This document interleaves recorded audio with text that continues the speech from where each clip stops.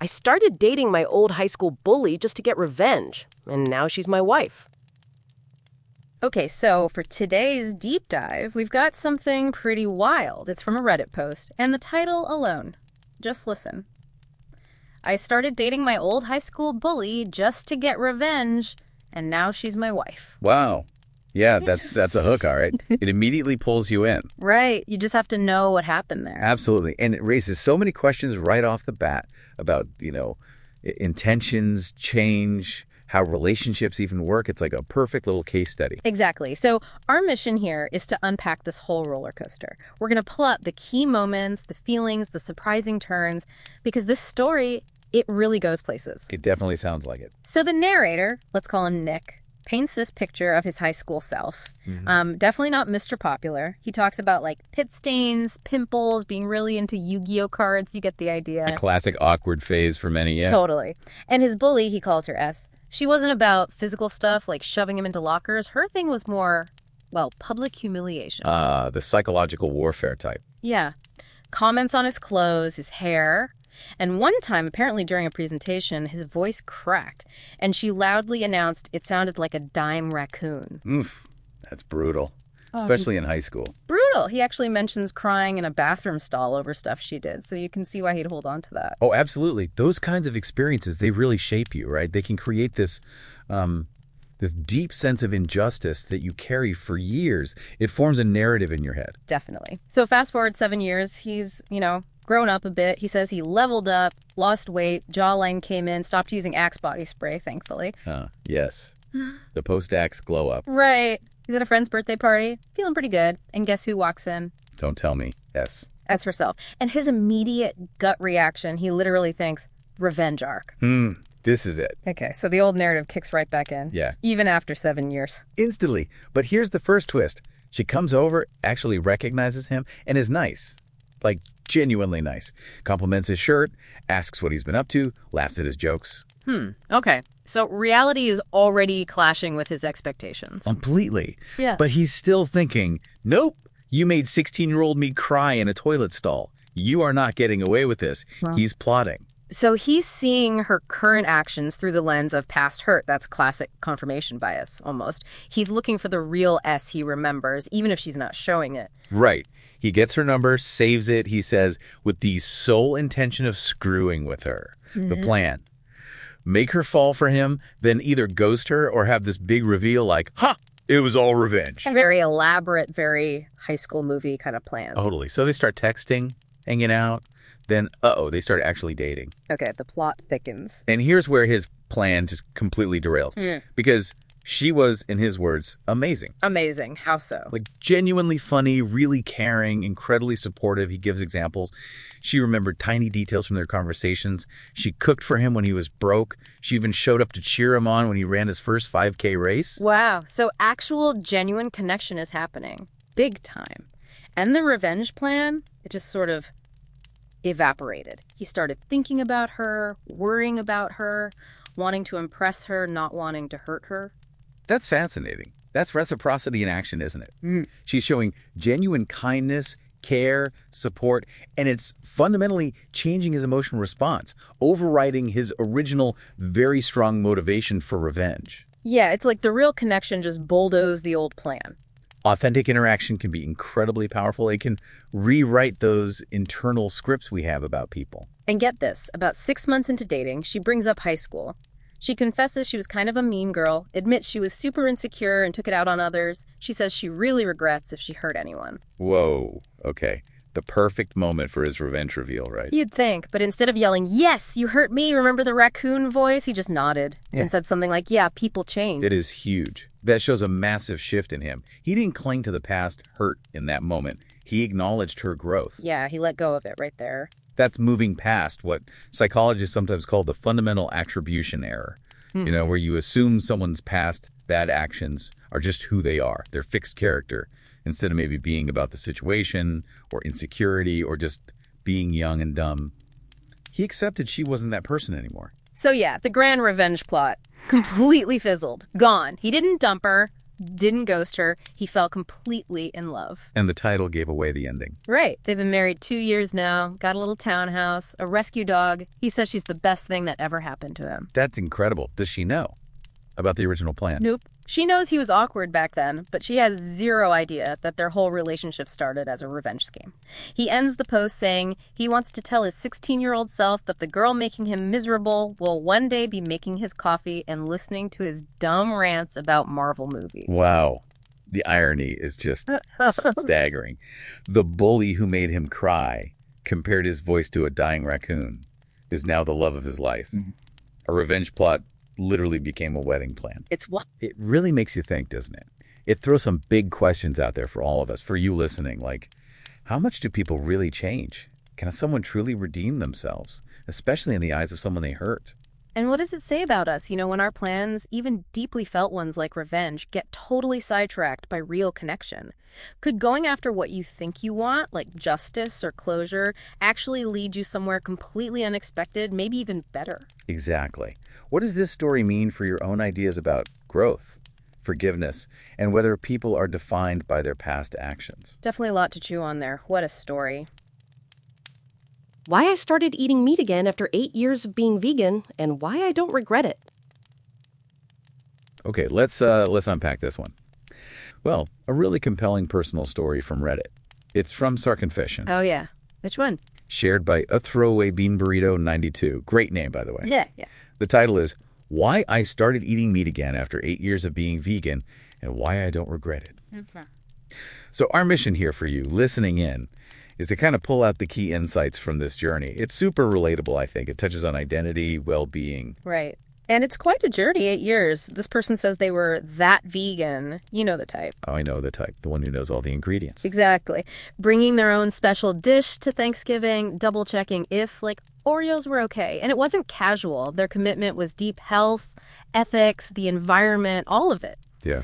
But what jumped out at me was the internal pressure they mentioned. This shame of going back once you've built that identity. That's shame. Yeah. That's powerful, isn't it? Yeah. It says so much about how tied we get to these labels we adopt. Totally. And they talk about how it evolved. They started out, like a Pinterest vegan, making these really elaborate Buddha bowls and stuff. Ah, the picture-perfect phase. Right. But then life kind of smacked them in the face. They became, in their words, a broke vegan. Broke vegan? Yeah, surviving mostly on black beans, rice, and frozen spinach. Wow. And this wasn't really a choice. It was driven by what they call actual adult-level stress. Like what? Well, the pandemic, losing job security, rent going way up, their car breaking down. Just, real-world problems piling up. That definitely shifts priorities. Ah. So even deeply held beliefs can get, stressed by reality. Exactly. It forces you to reevaluate what's actually sustainable for you. Okay, so here's where it gets really interesting. The turning point. Mm-hmm. It wasn't some big planned decision. They were at a friend's place, hungry. And this friend, described as a meat is love kind of person, just puts a burger in front of them. No big discussion. Oh, okay. And what started is just one bite. Well, they ended up eating the whole thing. The whole burger, after 8 years. The whole thing. Yeah. Described it as an out-of-body experience. Felt guilty, sure, but also alive. Like their body was just yelling, finally! Whoa, that immediate reaction, it really shows something about maybe the limits of willpower against just basic needs, right? Hunger, stress. Yeah, and how one moment can just crack open an identity built over years. So what happened after that one burger? Did they just switch back? Not immediately. This is wild. It led to secret trips, midnight runs to Wendy's for Baconators. No way. Eating them in the car like full-on secrecy. Sneaking chicken nuggets in the Target parking lot. It sounds like a spy novel almost, just to avoid, breaking character? Exactly.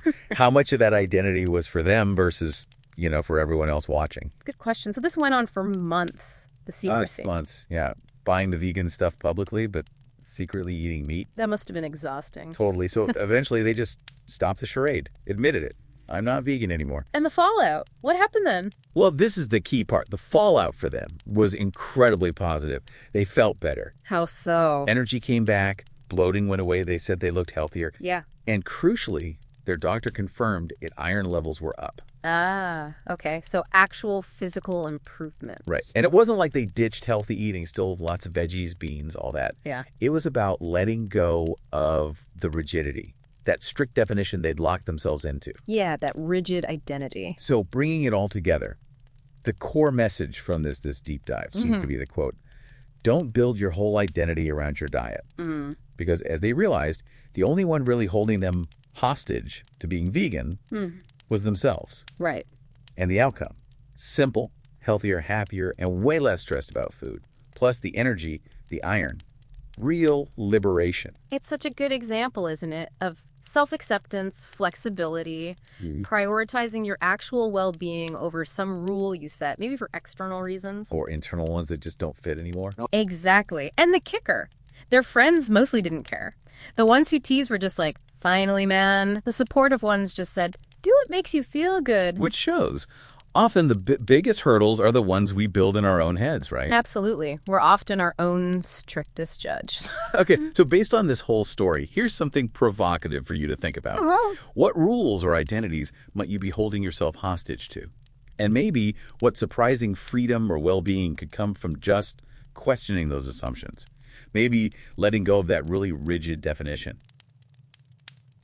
The ugly truth about restaurant kitchens, or why I'll never eat out again. Okay, so have you ever really thought about what's going on behind those swinging kitchen doors at a restaurant? I mean, beyond the nice decor and the smiling servers. What's the ugly truth they sometimes talk about? We're diving into exactly that. We've got this anonymous account from an ex-line cook. And this isn't just like one bad Tuesday night. No, this is someone who spent nearly 10 years in the thick of it. Yeah, 5 different restaurants, 3 states. So our mission here is basically to unpack what really happens, through their eyes, get the why behind the what. Right. And I think this dive, it's really going to challenge how a lot of us think about dining out. We're going to touch on, food safety, cleanliness, but also the human side. That intense kitchen environment. Yeah, intense is the word. The source calls it a war zone. Picture 7:15 p.m. Saturday night. Dinner rush. Yeah. And the tickets just keep coming. Well done ribeyes, gluten-free this, no salt that. Just endless. And all that pressure, it's not exactly for big money, is it? Not at all. It says here around $12 an hour if you're lucky. And doing that for years, like from age 19 up to 28. You got to wonder what that kind of environment does to people and to the standards. Well, it does a lot. And that pressure, it often leads straight to cutting corners. Health inspections, for example. Our source basically called them a joke. A joke? How so? Well, management would scramble, literally hide stuff that wasn't up to code. They'd even buy brand new thermometers just for the inspector. Just for the day. Just for the day. And then put them away again right after. It becomes this performance. It's not about real safety, just looking safe for that one moment. Wow. Okay, so if inspections are like that, what about the day-to-day stuff? The actual food handling? We hear about things like chicken being left out. Oh, yeah. Chicken left out too long. Absolutely. Sauce is getting old, so they just add some water to revive them. And get this, the source mentioned ranch dressing. Sitting in those squeeze bottles for weeks. Weeks, yeah. And then there's the cross-contamination, which is, frankly, pretty concerning. Like what? Give us an example. Okay, so raw chicken juice drips onto lettuce. What do? Dab it with a rag, maybe toss the really soaked pieces. Done. Or, you order a veggie burger thinking it's safe. Well, it might be cooked on the same flat top they just cooked bacon on. Still greasy. Did they even clean the spatula between? Often not, according to the source. It just sort of becomes normal under that constant rush. Yeah, the pressure cooker thing. It sounds like it wasn't just hard on the food, but really hard on the people, too. Definitely. The source talks about coworkers struggling. Some using drugs, found little bags of cocaine in their knife rolls. Others drinking on the job, or just wired on Red Bulls, smoking blunts out back to cope. It paints a pretty bleak picture of the human side of it. It really does. And that environment, it leads to this kind of alarming normalization of things you wouldn't believe. Like what? Well, the source saw a cook wipe sweat off his forehead with a towel, and then use that same towel to help plate pasta. Oh, come on. Seriously. And the really striking part, after a while, our source said stuff like that barely even registered anymore. It just became part of the background noise. That's some serious desensitization. Okay, so cleaning? end of the night, they must deep clean, right? You'd hope so, but apparently not really. More like a superficial mop. Fryer oil, maybe changed once a week. Once a week. That oil must get disgusting. You can imagine. And the walk-in coolers, described as smelling like death. Moldy lemons, mystery meat containers with the dates rubbed off. It's more about surface-level tidiness than actual sanitation sometimes. And dishwashing, surely that's thorough. Well, the source mentioned pans supposedly getting sanitized in basically lukewarm gray water because the sanitizer dispenser was empty. Again, the system's just stretched thin. Man, some of these specific stories, they really stick with you. The source mentioned one. A server dropped a bread roll on the floor. Okay. Picked it up, blew on it, No. and served it to a sweet elderly couple at table 12. Just, wow. That's hard to hear. And it wasn't just isolated incidents. Pests, for instance. Rodents. Oh, great. Where are we going with this? The source said, quote, every single place had them. Every single one. Seriously? Yep.